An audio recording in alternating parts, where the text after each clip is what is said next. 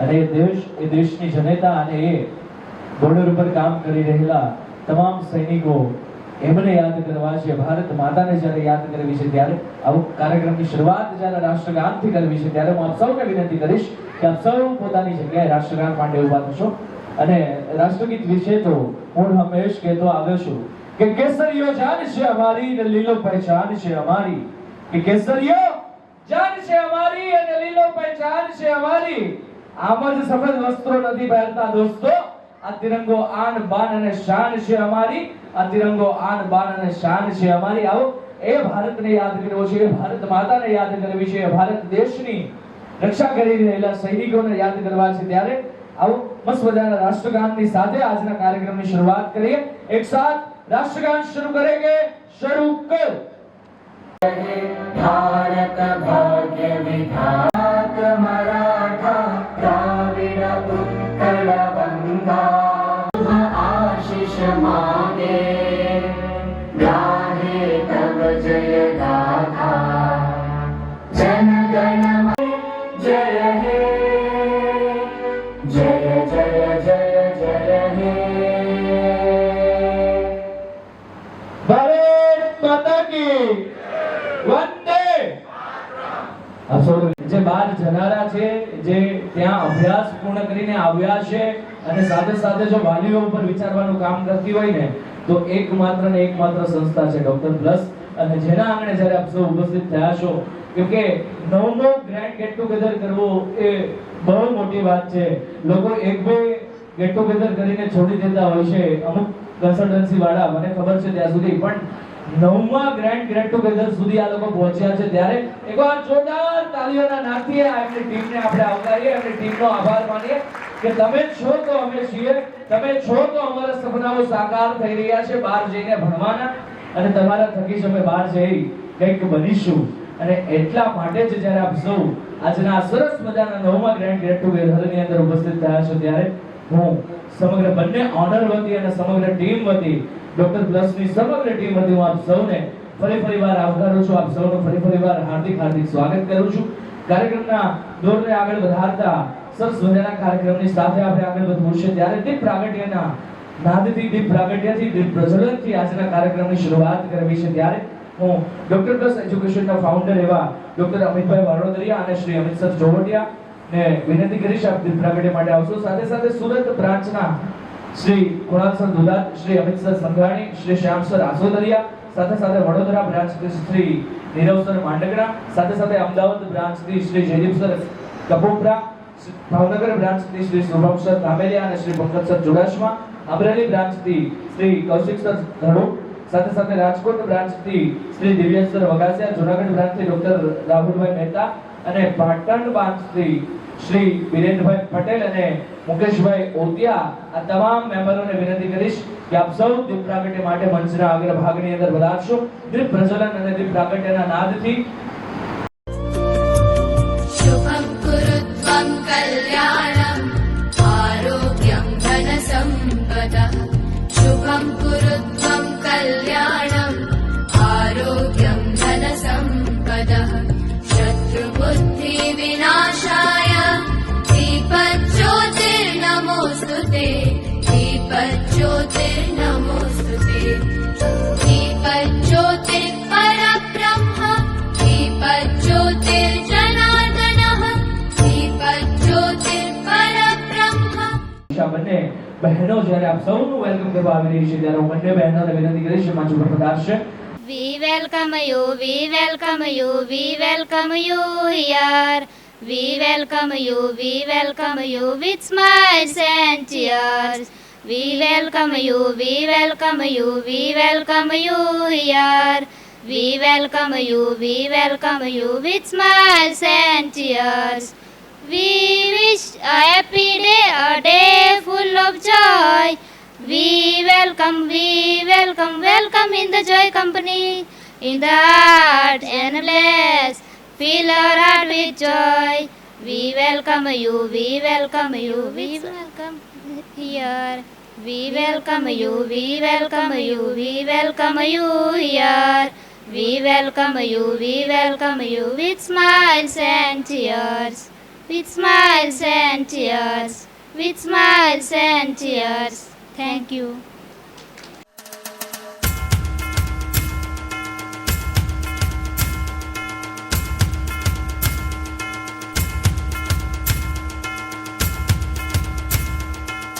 ગીતની સાથે શરૂઆત થઈ છે ત્યારે. છે રસમ અહીંની જુદી ને રિવાજ હોય નોખા. છે રસમ અહીંની જુદી ને રિવાજ હોય નોખા. અમારે મન તો કેવળ શબ્દો જ કંકુને ઝોકા. ત્યારે જ્યારે આપ સૌ આ 9મા ગ્રેન્ડ ગેટ ટુગેધર 2025 ની અંદર વધાર્યા છો ત્યારે આપ સૌના શબ્દરૂપી જ્યારે આવકારવા છે ત્યારે હું અમારા સુરત બ્રાન્ચના હેડ એવા શ્રી કુણાલ સર દુધાતને વિનંતી કરીશ કે આપ સૌનું શબ્દરૂપી સ્વાગત કરશે. શ્રી કુણાલ સર દુધાત. અમારા આમંત્રણને માન આપીને અહીં ઉપસ્થિત આ વર્ષે જનારા દરેક વિદ્યાર્થીઓ તથા તેમના પેરેન્ટ્સ, માતા પિતા, તેમના ભાઈ બહેનો, તેમને હું આવકારું છું. સાથે સાથે આ પરિસરની અંદર જે વિદ્યાર્થીઓ ડૉક્ટર બનીને આવી ગયા છે તેમના માતા પિતા પણ ઉપસ્થિત છે, તે વિદ્યાર્થીઓ પણ ઉપસ્થિત છે, તેમને પણ હું આવકારું છું. સાથે સાથે અમારે આમંત્રણને સન્માન આપીને અમારા જે મહેમાનો અહીંયા ઉપસ્થિત છે એ મહેમાનોને હું આ પરિસરમાં આવકારું છું. આજની જે આ શરૂઆત છે એ માત્ર શરૂઆત નથી, પરંતુ વિદ્યાર્થીની જે ડૉક્ટર બનવાની જર્ની છે તેનું આ પહેલું પગથિયું છે. પહેલું પગથિયું એટલા માટે કે આ તમને બધાને ખબર જ છે કે આપણી જે આ ડૉક્ટર બનવાની જર્ની જે છે એ નાની નથી, એ ખરેખર મોટી જર્ની છે. અને મારે દરેક વિદ્યાર્થીઓને કહેવું છે કે તમારી જે આ જર્નીની જે શરૂઆત થવાની છે એમાં સૌથી મોટામાં મોટો રોલ રહ્યો હોય તો એ તમારા માતા પિતા છે. તો સૌ પ્રથમ તમારે તમારા માતા પિતા માટે એક તાળી પાડવી જોઈએ, કારણ કે તમારા સ્વપ્નને સાકાર કરવા તમારા માતા પિતાએ જે તમને હિંમત આપી છે, એ ચાહે ફાઇનાન્શિયલી હોય કે પછી તમને ઇમોશનલ હોય, તમને જે મોટિવેશન તમારા માતા પિતા જે પૂરું પાડે છે તે બદલ ખરેખર તમે તમારા માતા પિતાના આભારી રહેવા જોઈએ. બીજું કે તમે જે આ શરૂઆત કરો છો, તમને બધાને આઈડિયા છે કે નીટની પરીક્ષા દર વર્ષે એપ્રોક્સિમેટલી 20 થી 25 લાખ વિદ્યાર્થીઓ આપે છે, રાઈટ? 20 થી 25 લાખ વિદ્યાર્થીઓની વચ્ચે MBBSની સીટ ઇન્ડિયાની અંદર ફક્ત અને ફક્ત 1 લાખથી 1.25 લાખ જેવી છે. એમાં પણ વિદેશની અંદર જો આપણે આંકડો જોઈએ તો 20 થી 25 હજાર જેવા વિદ્યાર્થીઓ જ એબ્રોડની અંદર જતા હોય છે. એટલે જોવા જઈએ ને તો તમે ખૂબ જ નસીબદાર કહેવાઓ કે તમને આવા માતા પિતા મળેલા છે. બીજું કે માતા પિતાને હું કહીશ કે જનરલી કેવું હોય કે પોતાના બાળક ઉપર આપણે ભરોસો મૂકવો એ બહુ મોટી એક દાતારી કહેવાય, એમાં પણ ખાસ કરીને ગર્લ્સ. કારણ કે ગર્લ્સમાં હું દર વખતે વિદ્યાર્થીઓને કહું છું કે ગર્લ્સને એમના માતા પિતાને કોઈ પણ જાતનો સ્વાર્થ હોતો નથી. ગર્લ્સ ઉપર આટલો મોટો ભરોસો મૂકીને તમે જ્યારે તમારા બાળકને વિદેશમાં મોકલો છો તો હું આશા રાખું છું કે તમારું બાળક તમારા સ્વપ્ન સાકાર કરશે. બીજું કે આપણા આ પરિસરની અંદર એવા પણ વિદ્યાર્થીઓ અને વાલીઓ ઉપસ્થિત છે કે જેમણે તમારી જેમ જ એક સપના જોયેલા, માતા પિતાએ તમારી જેમ જ એક વિશ્વાસ મૂકેલો હતો, તેવા જ વિદ્યાર્થીઓ હાલ આપણી વચ્ચે ડૉક્ટર બનીને આવી ગયેલા છે. આપણી સંસ્થા 2016-17થી જ્યારે આપણે શરૂઆત કરેલી હતી ત્યારે આપણે 20 થી 25 છોકરાઓને જ મોકલેલા હતા. ત્યારથી લઈને અત્યારે રાઈટ નાવ આપણે 90+ વિદ્યાર્થીઓ અત્યારે વિદેશમાં જવાના છે. અને આપણી સંસ્થા દ્વારા 90+ વિદ્યાર્થીઓ ઓલરેડી ડૉક્ટર બનીને આવી ગયા છે. અને 90 કરતાં પણ વધારે વિદ્યાર્થીઓ રાઈટ નાવ ડૉક્ટર બનીને પ્રેક્ટિસ કરી રહ્યા છે. તો હું ફરીથી વિદ્યાર્થીઓને કહીશ કે તમારા માતા પિતાએ તમારી ઉપર જે ઉમ્મીદનું કિરણ જગાડ્યું છે તો તમે આ 6 વર્ષ દરમિયાન ડે 1 થી લઈને જ્યાં સુધી તમારું કોન્વોકેશન પતે નહીં ત્યાં સુધી તમે સતત મહેનત કરતા રહો અને તમારી આ જર્નીને યાદગાર તમે બનાવો. બીજું કે ડૉક્ટર પ્લસ પરિવાર એ ફક્ત ગેધરિંગ કરવાનું કામ નથી કરતો. ડૉક્ટર પ્લસ પરિવાર જે છે એ દર વર્ષે વિદ્યાર્થીઓને ગેધરિંગમાં તો બોલાવે જ છે, પરંતુ તમારે એઝ અ વાલી તરીકે, એઝ અ વિદ્યાર્થી તરીકે અહીંયાથી તમને નવું શીખવા મળશે, લોકો એકબીજાને જાણશે, પ્લસ જૂના જે વાલીઓ છે તેની સાથે પણ તમારી મુલાકાત થશે અને એમાંથીને પણ તમને ઘણું બધું જાણવા મળશે. તો હું આશા રાખું છું કે તમે આ ગેધરિંગમાં તમે આવ્યા એ ફક્ત ગેધરિંગ માટે જ નહીં, પરંતુ તમે એક અમારા પરિવારને વધુ એક પ્રબળ મજબૂત પરિવાર બનાવો તે બદલ તમે અહીંયા ઉપસ્થિત થયા હોય એવી હું આશા તમારી પાસે રાખીશ. ફરી વખત ડૉક્ટર પ્લસ એજ્યુકેશન વતી હું કૃણાલ દુધાત પૂરી ટીમ વતી અહીંયા ઉપસ્થિત દરેક વાલી અને વિદ્યાર્થીઓને ખૂબ ખૂબ આવકારું છું. તમે આવ્યા એ બદલ ખૂબ ખૂબ આભાર. Thank you. ખૂબ ખૂબ આભાર. એકવાર જોરદાર તાળીઓના ગડગડાટથી આપણે સાહેબ શ્રીને વધાવીએ.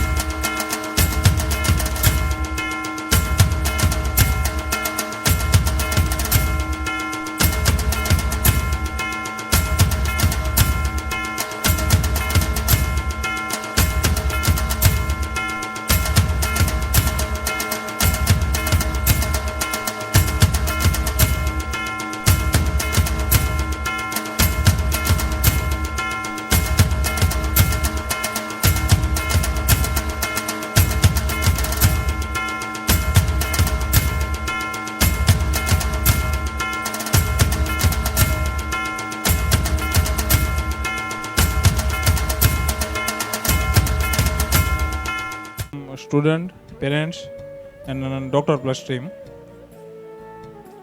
કૃણાલ સરે તમને ઇન્વિટેશન માટેનું તો બધી વાત કરી દીધી. આપણે તમે એક એવું જ્યારે ડૉક્ટર બનવાનું ડિસિઝન લીધું છે તો કે આપણે તમે એ વસ્તુ બની રહ્યા છો કે દરેક વ્યક્તિને એની જરૂર પડતી હોય છે.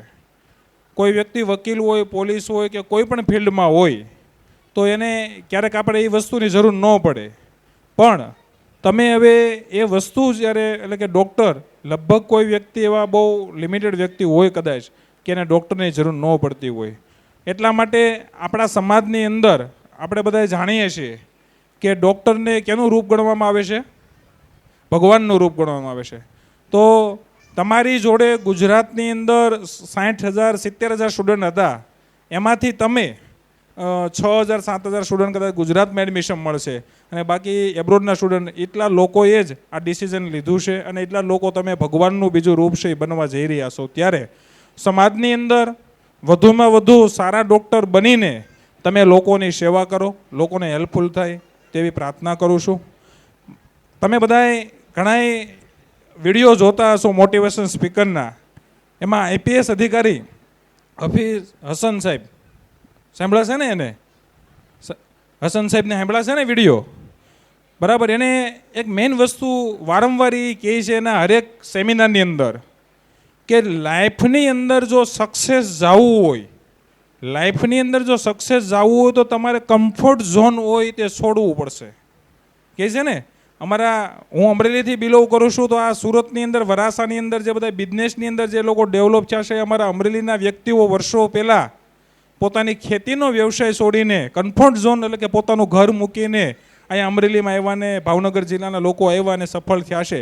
એમ તમે પણ બીજા સ્ટુડન્ટ કરતાં કંઈક અલગ ડિસિઝન લીધું છે તો તમે પણ સારા ભવિષ્યની અંદર સારા ડૉક્ટર બનીને તમારા ફેમિલી અને તમારા સમાજને હેલ્પ કરશો એટલી વિનંતી કરીને મારી વાતને પૂરી કરશો. Thank you. ખૂબ ખૂબ આભાર. Thank you.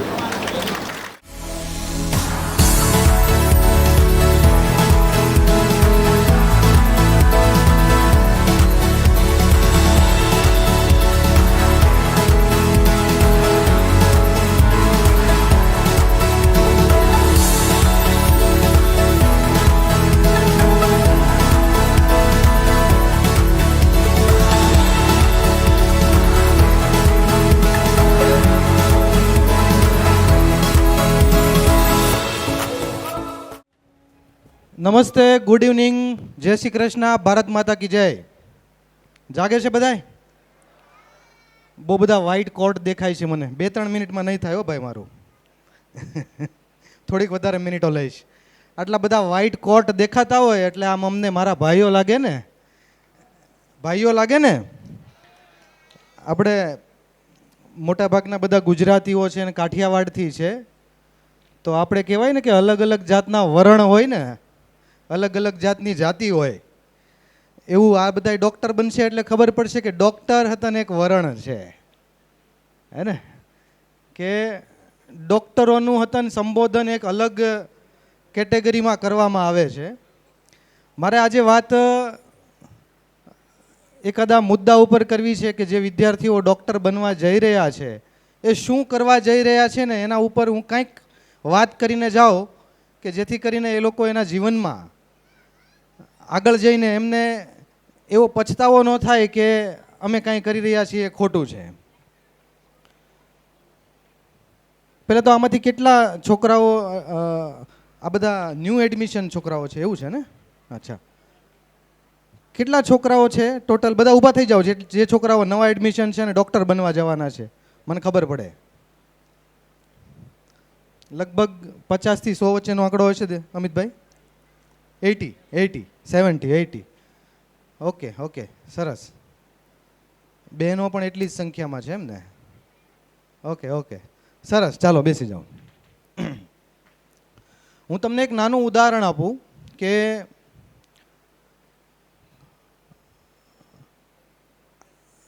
એક આપણી ગાડી હોય એમાં કોઈ પ્રોબ્લેમ આવે અને એ ગાડીને આપણે એક મિકેનિક પાસે લઈને જઈએ અને ધારો કે એ કંઈક નિદાન કરીને આપે કે આ ગાડીમાં આ પ્રોબ્લેમ છે, આપણે એની પાસે રિપેર ના કરાવીએ, આપણે બીજા મિકેનિક પાસે જઈએ અને એનું નિદાન કરાવીએ, ત્રીજા મિકેનિક પાસે જઈએ, તો લગભગ કારણ શું તકલીફ છે એ સેમ આવવાની શક્યતા કેટલી? તમારો અનુભવ હશે ને કંઈક કે ગાડી કે કોઈ યંત્ર ખરાબ થયું છે અને તમે મિકેનિક પાસે જાઓ તો લગભગ પ્રોબ્લેમ શું છે, એ પ્રોબ્લેમ કેવા પ્રકારનો છે એનો જવાબ મળવાની શક્યતા લગભગ સેમ જેવી હશે. કે ભાઈ તમને ઓઇલમાં પ્રોબ્લેમ છે કે બ્રેક ફેલ થઈ છે કે સ્પાર્ક પ્રોબ્લેમ છે, અને લગભગ સોલ્યુશન પણ સેમ જેવા જ આપશે કે તમારી ગાડીમાં આ પ્રોબ્લેમ છે અને એમાં આ નાખતા બધું બરાબર થઈ જશે. એટલે નજીકનું સેમ આવશે. એની જગ્યાએ હું એમ વાત કરું કે કોઈ એક દર્દી હોય અને એ 2, 3, 4 અલગ અલગ ડૉક્ટર પાસે જાય અને પોતાની તકલીફો બતાવે તો એવી શક્યતા ઘણી બધી છે કે એના નિદાન અલગ હોઈ શકે અને એવી શક્યતા બહુ બધાય છે કે નિદાન સેમ થયા પછી પણ એની ટ્રીટમેન્ટ બહુ બધી અલગ હોઈ શકે. હું તમને જે સમજાવવાનું કોશિશ કરી રહ્યો છું એ છે કે તમે ડૉક્ટર બનવા જઈ રહ્યા છો એટલે જેમ એક મશીનનું નિદાન થાય એવી રીતે માણસનું નિદાન નથી થતું. અત્યારે વિજ્ઞાન આગળ વધ્યું, બહુ બધા ઇન્વેસ્ટિગેશન, રિપોર્ટ થાય, સ્કેન થાય, એના આધારે નિદાન થાય, પણ આ બધી જ વસ્તુ હજી ક્યાંક ને ક્યાંક ટૂંકી પડે છે જે માણસ શરીર છે એને સમજવા માટે. કારણ કે માણસ શરીર કોઈ મિકેનિક વસ્તુ નથી, કોઈ એવી ફિઝિક્સ નથી કે જે સેમ વસ્તુમાં કાર્યરત હોય. ઘણા સમય પહેલાં મેં સ્વાધ્યાય પરિવારવાળા પાંડુરંગ શાસ્ત્રીની એક બુક વાંચી હતી અને એમણે એવું લખેલું હતું કે જો તમને એવી શંકા જતી હોય કે ભગવાન છે કે નહીં તો માનવ શરીરની રચના જાણવી જોઈએ, એનાટોમી વાંચવી જોઈએ. તમે એનાટોમી વાંચો, માનવ શરીરની રચના સમજો તો તમને એ 100% ખાતરી થાય કે આ વસ્તુ કોઈ સુપર પાવર સિવાય કોઈ બનાવી શકે નહીં.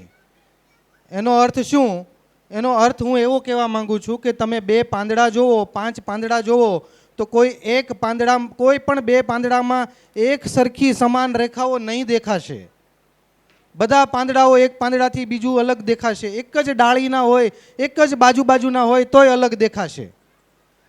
તો એવી જ રીતે કુદરતે જે રચના કરી છે એ પાંદડું અલગ બનાવ્યું છે, તો માણસ તો અલગ બનાવ્યો જ હોય. તો દરેક માણસની અલગ રચના છે. એટલે તમારી પાસે આવતું દરેક દર્દી એના લક્ષણો સેમ હશે, એનો રોગ સેમ હશે, પણ એની ટ્રીટમેન્ટ અલગ હોઈ શકે. કેમ? એ ખાલી એક યંત્ર નથી, એ ફિઝિક્સની સાથે એની અંદર આત્મા છે, એની અંદર મન છે, જે અલગ રીતે કામ કરે છે. એટલે તમે જ્યારે પહેલા વર્ષમાં એનાટોમી ભણશો ત્યારથી તમારે આ વાત શીખવાની છે કે દરેક માણસ અલગ છે. તમે એનાટોમી ભણશો ને ત્યારે સાથે સાથે એની રિફર્ડ એનાટોમી આવશે કે નોર્મલ સંરચના આ હોય, પણ આમાં જ્યારે તકલીફ થાય એટલે કે કોઈ રોગ થાય, કોઈ પેથોલોજી થાય, ત્યારે એમાં આ પ્રકારના ફેરફારો થાય.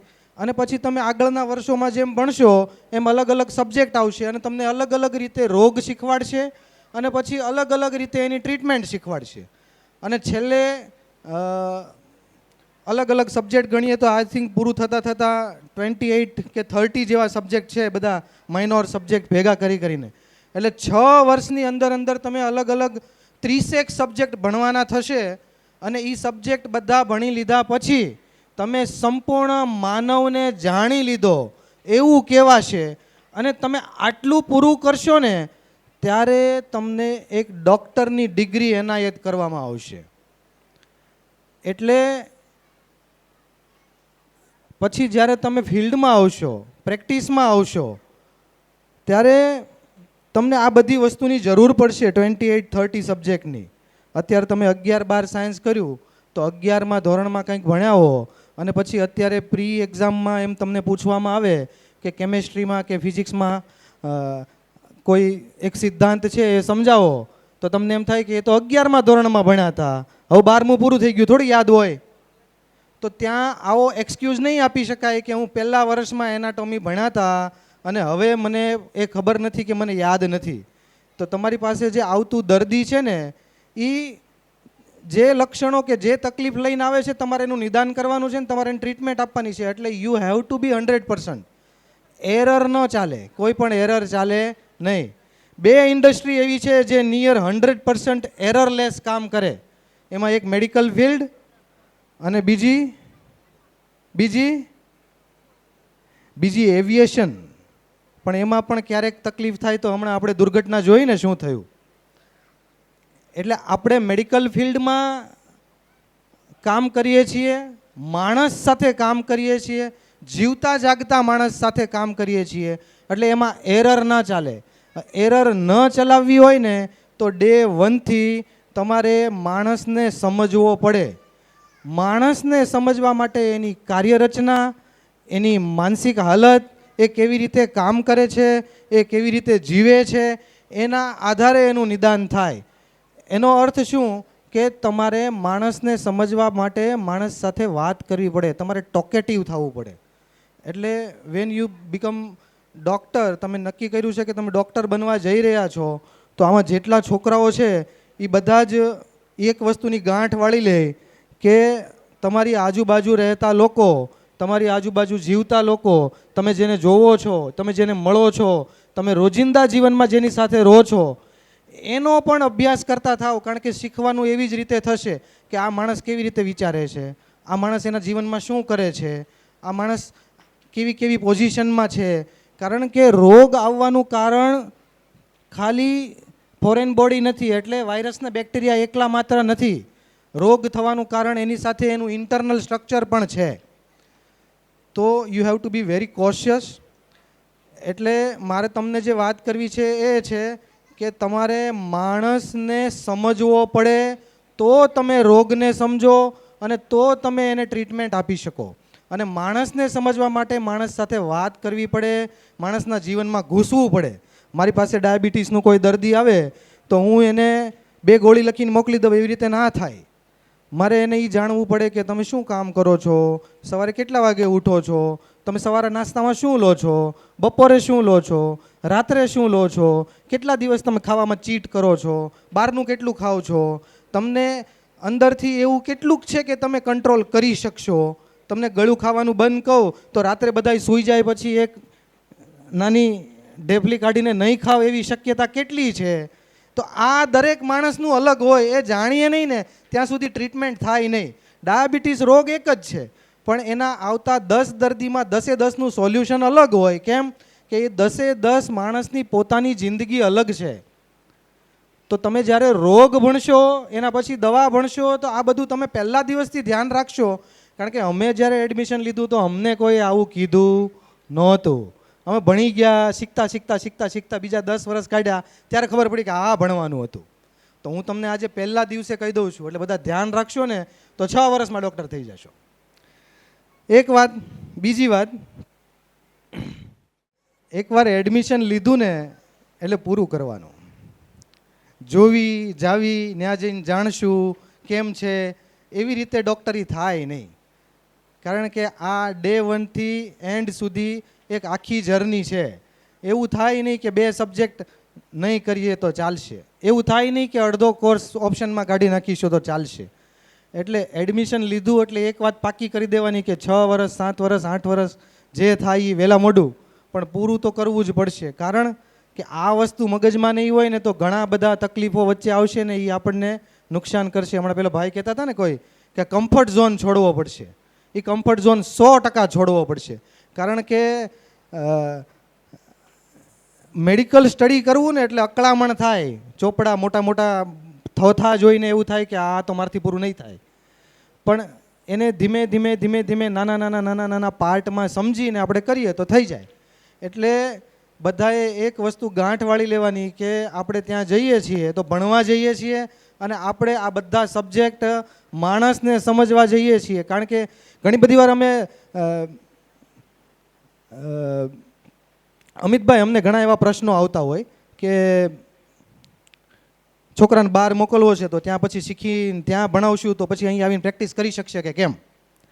તો એનો હું મોટા ભાગે આન્સર આવો આપતો હોઉં કે આપણે કાઠિયાવાડીમાં કહેવાય ને કે કાગડા બધે કાળા હોય. એવી રીતે માણસ બધે માણસ હોય. એ રશિયન માણસ જ હોય, એ કઝાકિસ્તાન હોય તોય માણસ જ હોય, એ જોર્જિયા હોય તોય માણસ જ હોય અને ઇન્ડિયા હોય તોય માણસ જ હોય. એટલે મેઇન જે હાર્દ છે ને મેડિકલ સ્ટડીનો એ છે કે માણસને સમજવાનો છે. એટલે એ રશિયન માણસને સમજી જશે ને તો માણસની 2 જ વસ્તુ સમજી જશે. કારણ કે કોમ્પ્યુટર આપણે જોઈએ અલગ અલગ હોય. કોમ્પ્યુટર મોટા કોમ્પ્યુટર પહેલાં આવતા હતા એ અલગ હોય, પીસી અલગ હોય, આપણો મોબાઈલ અલગ હોય, પણ they are type of computer. આપણે એની ચીપને સમજી જઈએ તો બધા કોમ્પ્યુટરને સમજી જઈએ. એના જેવું છે કે માણસની અંદર કાર્યરત જે મન છે માણસને આપણે સમજી જઈએ તો બધાને સમજી જઈએ. એ રશિયનને સમજી લીધો તોય આપણો ઇન્ડિયન સમજાઈ જાય. પછી આપણી અહીંયાની જે લોકાલિટી હોય એ આવીને થોડું શીખવું પડે પણ એ શીખાઈ જાય. જો આપણને દાનત હોય, આપણને એવું છે કે કંઈક કરવું છે તો એ શીખાઈ જાય, બહુ અઘરું નથી. એટલે બધા આજે મારી એક વાત ખાસ ધ્યાન રાખીને બધા જ સ્ટુડન્ટ લઈને જાય કે 6 વર્ષનો આપણો કોર્સ છે, એમાં જેટલા સબ્જેક્ટ આવે છે એ માણસને સમજવાના સબ્જેક્ટ છે. એટલે એમાં કોઈ ઓપ્શન ન હોય. માણસને આખો જ સમજવો પડે. એક હાથ કાઢી નાખવો છે એ નથી સમજવો એવું ન ચાલે. એટલે બધાએ ફરજિયાત રોજ જેટલું ભણવાનું છે એ બધું ભણવાનું. કે આજનો દિવસ બાજુવાળો ભણશે, પછી પેશન્ટ આવશે ત્યારે એવું નહીં થાય કે કાનનો પેશન્ટ આવે તો ભાઈ એ તો મેં નહોતું વાંચ્યું કે મારા બાજુવાળાએ વાંચ્યું હતું તો એ દર્દી ત્યાં જાય એવું ન થાય. એ સિલેક્શન હોય કે એણે તમને સિલેક્ટ કર્યું એટલે તમારે એને ટ્રીટ કરવાનું. તમે એમાં ના ન પાડી શકો કે હવે આ વસ્તુ હું નહીં કરી શકું, આ વસ્તુ હું નહીં કરી શકું, એવું ના ન પાડી શકો. એટલે અત્યારે સાયન્સનો જમાનો છે, એડવાન્સમેન્ટનો જમાનો છે. એટલા બધા સ્પેશિયાલિટી ને સુપર સ્પેશિયાલિટી ને સુપર સ્પેશિયાલિટી સુધીના કોર્સિસ આવી ગયા છે. એટલે ઘણું બધું ભણવાનું થશે. એટલે તમે બધી તૈયારી રાખજો. લાંબુ છે. વાલીઓને પણ વિનંતી કે ડૉક્ટર બનવા જઈ રહ્યા છે એટલે 6, 7, 8 વર્ષમાં બધું પૂરું થઈ જશે ને બધું ઓકે થઈ જશે એવી અત્યારની બહુ તાત્કાલિક અપેક્ષા ન રાખતા. લાંબુ છે. અહીંયા અમે ઇન્ડિયામાં ભણીએ તોય મને એમડી કરતાં 11 વર્ષ થયા હતા કે MBBS થાય, વચ્ચે એકાદ વર્ષ એન્ટ્રન્સ આપીએ, પછી MD થાય. MD પૂરું થાય એટલે એનો એક્સપિરિયન્સ લેવા માટે કશેક બહાર મુંબઈ કે દિલ્હી કોઈ સારી હોસ્પિટલમાં જઈને એકાદ વર્ષ કામ કરીએ. એટલે લાંબો ગાળો છે. આ મગજમાં ચાલીને ચાલવાનું. એટલે આપણને ઉતાવળ ન આવે કે હવે કમાતો થઈ જાય. કારણ કે કમાવું એક સેકન્ડરી વસ્તુ છે. મને ઘણા બધા વસ્તુ કમાણી માટેનું પૂછતા હોય તો હું એમ કહેતો હોઉં કે મારી પ્રેક્ટિસમાં મેં ક્યારેય એવો ટાર્ગેટ નથી કર્યો. મેં એ ટાર્ગેટ કર્યો છે કે મારી પાસે જે દર્દી આવે છે ને એ સારું થઈને જાય. મારી કમાણી બાય પ્રોડક્ટ છે. એ બાય પ્રોડક્ટ છે. એ મારો ટાર્ગેટ જ નથી કે એમાં કમાણી કેટલી થશે. એ બાય પ્રોડક્ટ છે. પહેલો ટાર્ગેટ આપણો એચીવ થશે કે જેટલા પેશન્ટો આવશે એટલા ખુશ થઈને જાય છે તો બીજું બધું આપમેળે થશે. એનો ટાર્ગેટ કરવાની જરૂર નથી. જેમ બીજા ધંધાઓ હોય ને એમાં ટાર્ગેટ અલગ હોય. આપણા એમ્બ્રોઇડરીના છે કે હીરાના ધંધા છે, બધા વડીલો બેઠા એટલે અમને ખબર છે કે આ વર્ષે 1.5 કરોડનું ટર્નઓવર કરવું છે, કે આ વર્ષે 5 કરોડનું ટર્નઓવર કરવું છે. તો અમે ડૉક્ટરો કેવો ટાર્ગેટ લેતા હોઈએ કે આ વર્ષે અમારે કે આ મહિને મારે 200 પેશન્ટ દાખલ કરવા છે અને મારે મોર દેન 90% પેશન્ટોને સેટિસ્ફાઈડ કરવા છે. અમારા ડૉક્ટરોના જે ટાર્ગેટ હોય ને આવા ટાર્ગેટ હોય. કેમ કે આવક જે છે એ બાય ડિફોલ્ટ છે, એ બાય પ્રોડક્ટ છે, એ બધું થયા કરશે. મેઇન વસ્તુ આ છે, જો એના ઉપર ધ્યાન આપીશું તો બીજી વસ્તુની જરૂર નહીં પડે. તો આવી વાતો અત્યારથી ગાંઠ વાળીને રાખશો તો આગળ જઈને તમને ફાયદો થશે. લાંબો કાર્યક્રમ છે એટલે હું વિરામ આપું અને તમને બધાને બેસ્ટ ઓફ લક, અને બધા સારા ડૉક્ટર થઈને આવો. અને અહીંયા ઇન્ડિયામાં સુરતમાં આવો ત્યારે વચ્ચે વેકેશનમાં ક્યારેક આવો ત્યારે કંઈક શીખવું હોય, કંઈક જાણવું હોય તો અમિતભાઈને કહેજો, કાયમ અવેલેબલ છું. Thank you very much. ખૂબ ખૂબ આભાર. એમનો ભાણો આપણા ડોક્ટર બસ હસ્તક જ અત્યારે બહાર જઈ રહ્યો છે. પરિવાર સાહેબનો આપણે ખૂબ ખૂબ આભાર માનીએ. હવે કાર્યક્રમના દોરને આગળ વધારતા જેઓ ફ્યુચર ડોક્ટર બનવાના છે તે જેઓ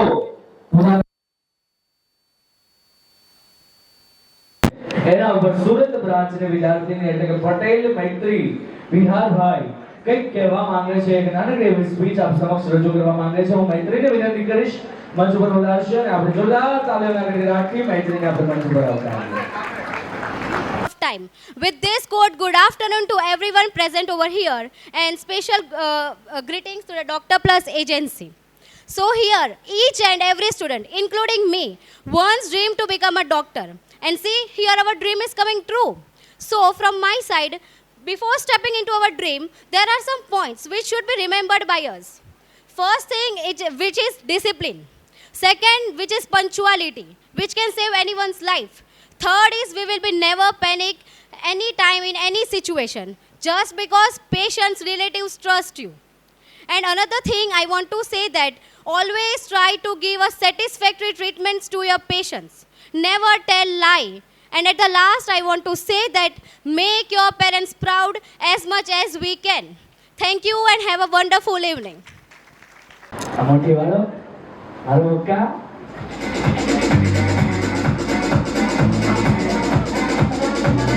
આમ મુકા મારો. હા મારો, અરે હલકા મારો યાર.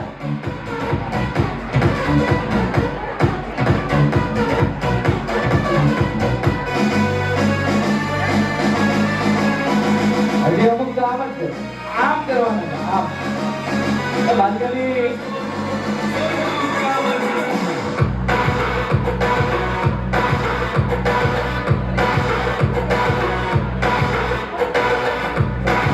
થાક લાગશે. જો ભૂખ ખામે આવશે ને એટલે થાક લાગશે.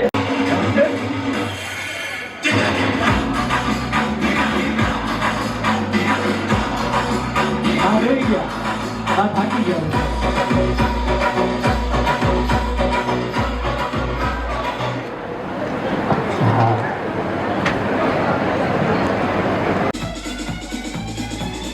અરે હલકા મારો યાર.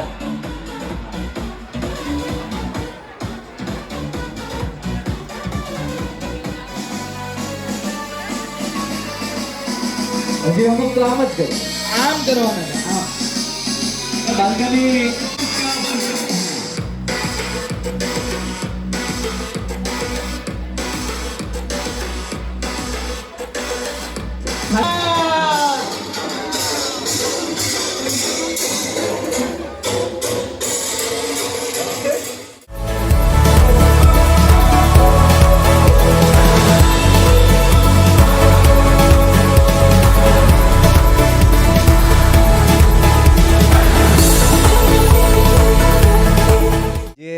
મહેમાનો હતા, જે મોટિવેશનલ સ્પીકર હોય કે ડૉક્ટર સાહેબ હોય, એમના કરતાં મારું બધા કરતાં ડિફરન્ટ તમને એડવાઇસ હશે, કડવા શબ્દો હશે. અને બીજું મારી ઓળખાણ એક આપી દઉં કે હું પાટણથી બિલોંગ્સ કરું છું અને 2018થી અમિતભાઈની સાથે છોકરાઓને મોકલીએ છીએ, બરાબર. હવે એક્સપિરિયન્સમાં મને જેટલો હશે એટલો કદાચ બહુ ઓછા લોકોને હશે, અમિતભાઈ ડૉક્ટર પ્લસ ટીમનો, કે એની અંદર 2018માં અમે જે છોકરાઓ મોકલ્યા હતા એ અત્યારે ઓલરેડી એફએમજી ક્લિયર કરીને આવી ગયા છે. પણ અત્યારે કેવું છે કે એફએમજી ક્લિયર કરી છે એટલે એ લોકોને ઇન્ટર્નશીપ છે, એટલે એ લોકોને ત્યાંથી રજા નથી આપતા હોસ્પિટલમાંથી, એટલે એ લોકો આવી નથી શક્યા. બાકી એ લોકોને ખૂબ જ એવું છે કે અમે અમિત સરનો આ ફંક્શન ચૂકી ગયા. હવે મારે તમને એવું કહેવું છે કે અમે એટલા કમનસીબ હતા કે અમારે ખૂબ તકલીફ પડી હતી કે 2018ની બેચ જે 3 વર્ષ થયા અને પછી વોર થયું, અને વોર થયું ત્યારે તમે કદાચ તપાસ કરી છે તો સેમિનાર અત્યારે તમે કોઈના એટેન્ડ કરેલા હોય તો કોઈ સેમિનાર એવો નહીં મળે કે જેમાં રિટર્ન આવેલા સ્ટુડન્ટનું સન્માન કર્યું હોય. એટલે આપણે બી દેખીએ છીએ કે આપણી ગવર્મેન્ટ, ધારો કે કોઈ કારગિલ યુદ્ધ હોય કે કંઈ પણ હોય તો એના સૈનિકો જે જીતીને આવ્યા તો એનું સેલિબ્રેશન કરે છે. એ આખા ગુજરાતમાં મારા ધ્યાનમાં એક ડૉક્ટર પ્લસ સિવાય કોઈ એજન્સી નથી. અને બીજું કે યુદ્ધ વખતે જે ટાઈમ કાઢેલો છે અમિત સરે, એમની ઓફિસ જે દિવસથી યુદ્ધ ચાલુ થયું હતું ત્યારથી એ લોકોએ લોક નથી કર્યું. અને રાત્રે 1 વાગે 2 વાગે હું એમને ફોન કરતો કે ભાઈ યુક્રેનમાં આ સિચ્યુએશન છે, ત્યારે એ લોકો કહેતા કે પેરેન્ટ્સ અમારા ત્યાં બેઠેલા છે. પેરેન્ટ્સના એટલા ફોન એ બધાને એમને સાચવેલા હતા. અને દરેક છોકરાઓ જ્યારે લાસ્ટ ફ્લાઇટ પાટણ કે કોઈ પણ ફ્લાઇટ ઇન્ડિયામાં આવી અને ત્યાંથી છોકરાઓને રેસ્ક્યુ કરીને પોતાના અમદાવાદ, રાજકોટ જ્યાં બી લાયા ત્યાં સુધી એ લોકો જોડાયેલા રહ્યા હતા. એટલે મારો કહેવાનો મતલબ એમ છે કે કન્સલ્ટન્ટ તમે જે પકડ્યા છે એ બેસ્ટમાં બેસ્ટ પકડ્યા છે. અને બીજું કે એ પછી અમારે કોરોના આવ્યો, તો કોરોનાની અંદર બી તમે દેખજો કે બધા લોકોને ફ્લાઇટમાં આવવું હતું, ઇન્ડિયા આવવું હતું, પણ ઇન્ડિયા આવવાના પ્રોબ્લેમ હતા. ત્યારે અમિત સર લોકોએ એમની પોલિટિકલ વગ વાપરી અને દરેક છોકરાઓને અહીંયા યુક્રેનથી અહીંયા લાવ્યા હતા. એટલે આવી કન્સલ્ટન્સી તમને દેખવા નહીં મળે. જ્યારે હું પેરેન્ટ્સ તરીકે, મારો સન બી અત્યારે ડૉક્ટર થઈને આવી ગયો છે, બરાબર. એટલે કહેવાનો મતલબ એ કે કન્સલ્ટન્ટ તમે જે પકડે છે એમાં હું ગેરંટી આપું છું કે 2018થી મારો એક્સપિરિયન્સ છે. મારી બેચમાં જ મેં ફર્સ્ટ ટાઈમ 18 છોકરા જેવા અમિત સરના આપેલા હતા, સેકન્ડમાં 19માં 12 જેવા આપ્યા છે. એ રીતે ક્યારે આપું છું કે એ લોકોના આશીર્વાદ મને મળે છે કે આજે એવા સ્ટુડન્ટ કદાચ હાજર હશે, અત્યારથી નીકળી ગયા છે, મારો સન બી અહીંયા આવે છે, તો એ દેખજો. બીજું કે 6 વર્ષ પત્યા પછી તમારો ને ડૉક્ટર પ્લસ ટીમનો રિલેશન કેવો હોય કે ભાઈ તમારું ભણવાનું પતી ગયું, એમને એમનું કામ પતી ગયું, ધેટ્સ ઓલ. પણ આ લોકો આજે એવા છોકરાઓનું સન્માન કરવાના છે કે જે લોકો પાસ થઈ ગયા છે છતાં બી એમનું સન્માન કરવાનું. એમની પાછળ એમને ખર્ચો નહીં થાય, થશે કે અને બીજું કે હવે કડવા શબ્દોમાં બી તમને એક એવું કહું છું કે કડવા પછી કહું, પણ પહેલાં એક મને પેરેન્ટ્સની જોડે જે સ્ટુડન્ટ છે, બરાબર, એમને હું કહું કે તમને હું સોગંદ નથી આપતો, પણ તમે એવા હાથ ઊંચા કરો કે આમાંથી કેટલા સ્ટુડન્ટ ફ્લાઇટમાં ફ્લાય થયેલા છે, જેને વિમાનમાં બેસીને ગયેલા છે, એ સ્ટુડન્ટ હાથ ઊંચા કરે. કેટલા છે? 1 2 3 4 5 6, બરાબર. આઉટ ઓફ 18 6 નથિંગ, બરાબર. હવે તમારા પેરેન્ટ્સ કેટલા એવા છે કે જેમને ફ્લાય થયેલા હોય? સ્ટુડન્ટને પૂછું છું કે તમારા પેરેન્ટ્સ એવા કેટલા છે? આઈ થિંક 10, બરાબર. તો હવે તમે વિચારો કે તમારા ફાધર મધર એમને હજી વિમાનમાં બેઠા નથી, એવો એક્સપિરિયન્સ નથી કર્યો, કદાચ સ્ટેટ બહાર નહીં ગયા હોય, આજે તમારી પાછળ 30 થી 40 લાખ રૂપિયા ખર્ચી અને તમને એબ્રોડ ભણવા મોકલે છે, નહીં કે ફરવા રખડવા. મારો શબ્દ કદાચ કડક હશે, બરાબર. અત્યારે તમારી ઉંમર ભણવાની છે, ભણી લેજો, પાછળથી બધું જ તમારી ઉંમર પ્રમાણે મળશે, બરાબર. હવે બીજો એક એક્સપિરિયન્સ કહું કે જ્યારે હું કેનેડા કે આઈ થિંક દુબઈ હતો, ત્યારે અમિત સરને મને હોસ્ટેલમાંથી ફોન આવ્યો અમારા સ્ટુડન્ટોમાંથી કે અંકલ આ રહી તકલીફ છે. હવે મને ખ્યાલ નહીં કે ઇન્ડિયામાં અત્યારે રાત હશે કે દિવસ હશે. મેં તો સીધો ફોન રોજની ટેવ પ્રમાણે કરી દીધો. અમિતભાઈને ફોન કર્યો એટલે અમિતભાઈ ઊંઘમાં બોલે એવું મને લાગ્યું. એટલે મને કે અંકલ બોલો શું હતું? એટલે મેં કીધું આ રહ્યો પ્રોબ્લેમ હતો. પછી મને લાઇટ થયેલા હતા. કેનેડામાં હું અત્યારે દિવસ છે પણ એ તો રાત છે, એટલે રાત્રે રિસીવ કરવા ફોનવાળા કોઈ હોય ને કંઈ કન્સલ્ટન્સી તો એ ડૉક્ટર પ્લસ હશે. તમે ગમે ત્યારે બી ફોન કરી જોજો. આ અમારા પર્સનલ અનુભવો હું શેર કરું છું, આમાં કોઈ ખોટું નહીં બોલું, બરાબર. અને બીજું કે તમે છોકરા છોકરીઓને ખાસ કહેવાનું કે ડૉક્ટરની લાઈફ તમે સારી રીતે ભણી લેશો ને 6 વર્ષ, અને અત્યારે તો હું 10-11 કહીશ, કારણ કે હવે ખાલી તમે એમડી થઈ જશો, સાહેબે કીધું એ એટલું નહીં ચાલે, એની આગળ બી તમારે એસએસ કરવું પડશે. એટલે અત્યારથી કરશો તો તમને બહુ ઇઝી પડશે. ડૉક્ટર લાઈનનું હાર્ડ છે નો ડાઉટ, પણ તમને વાંચશો ને તો ક્યારેય હાર્ડ નહીં પડે. અમારી એફએમજીનું અત્યારે રિઝલ્ટ દેખો, ડૉક્ટર પ્લસની ટીમ સ્ટુડન્ટોનું 85+. હવે તમે વિચારો કે તમે અહીંયા નીટમાં ટ્યુશન કરીને આ કરીને તે કરીને હજી સ્કોર નથી લાવી શક્યા, તો એ એફએમજીનું રિઝલ્ટ અમિતભાઈની કન્સલ્ટન્સીનું કેવું હશે. બીજું કે છોકરા છોકરીઓ એવું માનતા હોય કે તમે ફ્રી બર્ડ થઈ જવાના, જો સમજી લો. ત્યાં આગળ કોઈ મમ્મી પપ્પા કોઈ કહેનાર નહીં હોય, શું ખાધું શું પીધું કશું જ નહીં કહેનાર હોય. તમારે તમારા મા બાપની ઇજ્જત લઈને પાછા આવવાનું છે. કોઈ એમ ના કહે કે અમારે, મને થોડોક, હું આમ બ્રેવ છું. બીજું મારે થોડોક અલગથી પરિચય આપી દઉં કે પાટણ કાપડ બજાર એસોસિએશનનો પ્રેસિડેન્ટ છું. પાટણ વેપારી મહામંડળમાં હું કારોબારીનો મેમ્બર છું, અને શોર્ટ ટાઈમમાં ગુજરાત ચેમ્બર ઓફ કોમર્સ જે આખા ગુજરાત એની અંદર હું આવી જઈશ. એટલે કહેવાનો મતલબ કદાચ મારી ઉંમર ખવાઈ ગઈ એવું હશે. આઈ એમ 57. ઓકે. અને બીજું કે તમે છોકરા છોકરીઓ બિલકુલ અમિત સર અત્યારે જેટલા સીધા દેખાય છે ને એટલા જ વાંકા છે. તમને જ્યારે સાંભળવા મળશે ને કે આપણે ખોટું કર્યું ને અમિતભાઈ જોડે કમ્પ્લેન ગઈ, તો એ સીધા તમને તતડાઈ મારશે. હા, એટલે કંઈ પણ કરતાં પહેલાં 17 વાર વિચાર કરજો. હું તો કહું અમિતભાઈને ભૂલી જજો, પણ તમારા મા બાપનું દેખજો કે એમનું નાક ના કપાય. બાકી ફોરેનમાં કોઈને બોલવાવાળું નથી હોતું કે ગમે ત્યારે ફરી શકો, ગમે તે પી શકો, પણ તમે ભણવા ગયા છો તો ભણજો, અને મા બાપને ભૂલતા નહીં ક્યારેય. મા બાપને આવીને પહેલી ફ્લાઇટમાં ફરવા લઈ જજો. હવે કહેવા માટે તો મારે ઘણું બધું છે, પણ એ કહેવાય કે એક ટાઈમની લિમિટ છે, અને એટલા માટે હવે જો મારો સન આવી ગયો હોય, બાદલ, એ કદાચ ઓન ધ રોડ ઉપર હશે. એટલે કહેવાનો મતલબ કે અમારા જે સ્ટુડન્ટ ગયા છે બધા થ્રુ આઉટ એફએમજી ક્લિયર કરી દીધી છે. એફએમજી હાર્ડ નથી હોતી. હાર્ડ કોના માટે છે કે જે લોકો નથી વાંચતા એમના માટે હાર્ડ હોય છે. અને બીજું કે હું એવા બી તમને ડૉક્ટર્સ બતાવી શકું છું કે જેમનો સેકન્ડ ઓપિનિયન, ફોરેનથી એબ્રોડથી જે લોકો થઈને આવ્યા છે એમનો સેકન્ડ ઓપિનિયન માટે લોકો પેશન્ટ જતા હોય, એટલે એમની વેલ્યુ ક્વોલિટી કેવી હશે ફોરેનની એ તમે જાણી શકો છો.